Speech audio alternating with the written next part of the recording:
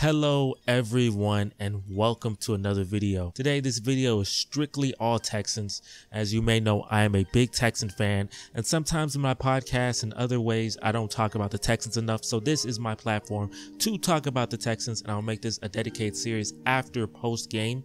It may either happen a couple hours after the game or it may happen the next day. So to break down the Houston Texans loss to the Indianapolis Colts, score was 31-20. There's a couple of things to take away from this game, but one thing I didn't want to say first and foremost is that the Texans lost the game and I didn't feel like breaking my TV.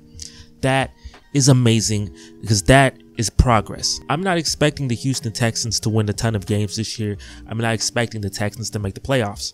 I just need to see, do we have a future? So a couple of things to break down.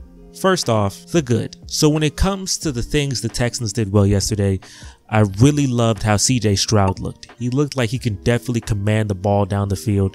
He looked very accurate in his throws. Now, the Indianapolis Colts have a poor pass defense, that is true, but for a rookie to be able to do that is still impressive nonetheless. Doesn't matter who you're facing, in my opinion. If you're a rookie and this is your second game, you throw for 380 yards, it's very impressive. Now, you could say maybe in the late fourth quarter, it was just kind of garbage yards for sure.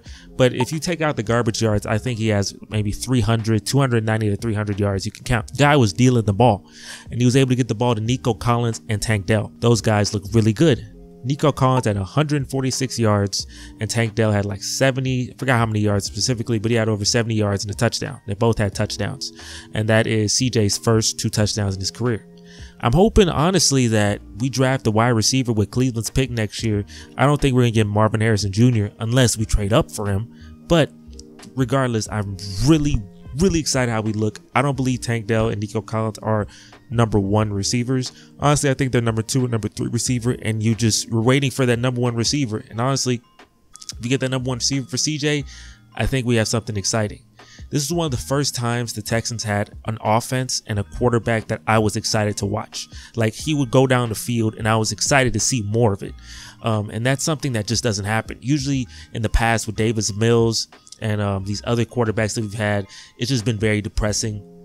The games have been very boring. But to be honest with you, if you bring that Stroud with last week's Texans defense against Baltimore, if those things merge together, this Texan team can be pretty decent. Not a playoff team, but can be pretty decent. What were the bad things? There was a couple of things that definitely made me pretty upset. The defense definitely regressed, and a big reason why the defense regressed is because we don't have our 2 starting safeties in Jimmy Ward and Jalen Petrie.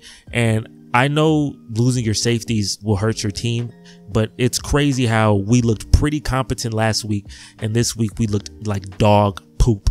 Facing Anthony Richardson, couldn't stop him from running the ball, getting those 2 touchdowns. And you would think maybe Gardner Minshew coming in that the defense can hold up, but they weren't able to. And Gardner Minshew and the Colts running game was able to just tear right through us. It's pretty pathetic defensive showing by the Texans, and we need those guys back like yesterday. We definitely need those guys back, and I'm hoping that they come back as soon as possible. Another thing that wasn't good to see was the offensive line just being completely shattered. Like 4 offensive linemen were hurt. There's a point in the game where they show 4 of the offensive linemen all talking with each other and all in street clothes. I'm like, bro, that's freaking ridiculous. I don't know who the strength and conditioning for the Texans is, but that person needs to get his job evaluated a little more deeply, because I don't know why, but this ain't week 6. This ain't week 10. This is week 1, week 2. Why is my whole offensive line hurt? Why are both of my starting safeties hurt?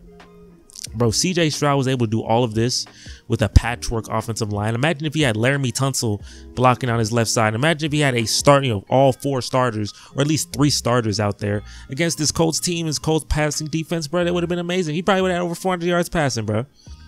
That man got sacked 5 times. A lot of those sacks was because of bad defense. Now, looking at the Texans, if you're a Texan fan, and if you are a Texan fan, make sure to subscribe for more content. But looking at this game, you shouldn't be discouraged. The reason why the Texans are 0-2, a huge reason, is because of a multitude of injuries. Baltimore is just better than us, and this week, I think just being injured like hell is a big reason why we're 0-2. You know, we may lose to Jacksonville. We can sneak up and beat Jacksonville. We can do that. That is something we are known to do. But you shouldn't be discouraged. These losses are much different, have a different vibe than last year's losses, because those losses, there was no hope, there was no talent. The quarterback you had was not your guy. But when you know you have a guy in CJ who could be a good quarterback for you, it's exciting. I'm not going to say CJ Stroud is a bona fide stud right now. I'm not going to say he's going to go out and just be an elite quarterback. What I'm saying is, though, is that he has potential, and you can see the flashes of potential. He's shown it. Since he's shown these flashes of potential, it's very exciting to see what he can do. And as long as you have a quarterback, you have something to build around. Now, as the Bengals with Joe Burrow, they were able to build something pretty special and quick with him. So the goal is hopefully that happens with CJ, and hopefully just how Joe Burrow got Jamar Chase, somehow CJ can get Marvin Harrison Jr. Get your college receiver, bruh. That's what I would hope. I don't think it'll happen, but I'm hoping. I wish we kept our pick and traded Cleveland's pick, bro. I really do. But yeah, if you're a Texan fan, for more content, make sure to like, comment, subscribe, and follow the whole Texan season. Those are my takeaways of the game, the good, the bad. Not much ugly, just, you know, couldn't stop the run, bad defense, and no offensive line. But, you know, we'll see what happens next week against Jacksonville, and I will catch you guys on the next video, and I'm out of here. Peace.